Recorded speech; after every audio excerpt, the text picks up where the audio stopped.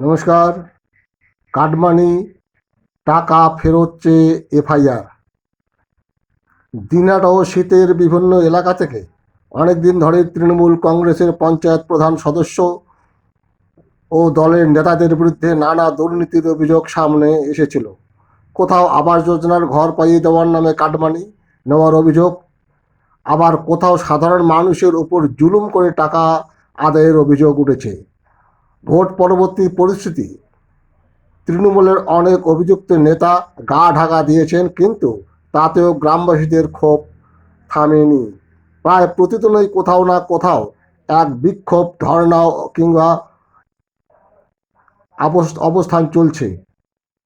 টাকা ফেরতের দাবিতে আন্দোলনের খবর সামনে আসতেই এমনই ক্ষোভের বহিঃপ্রকাশ দেখা গেল দিনহাটায়।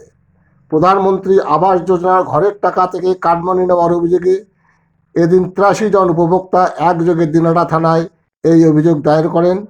প্রাক্তন মন্ত্রী উদয়ন গুহর ঘনিষ্ঠ পঞ্চায়েত সদস্য আবু বক্কর সিদ্দিকীর বিরুদ্ধে অভিযোগ দায়ের। পৃথক এফআইআর করেছেন গীতালদহ এক গ্রাম পঞ্চায়েত এলাকার গ্রামবাসীরাও।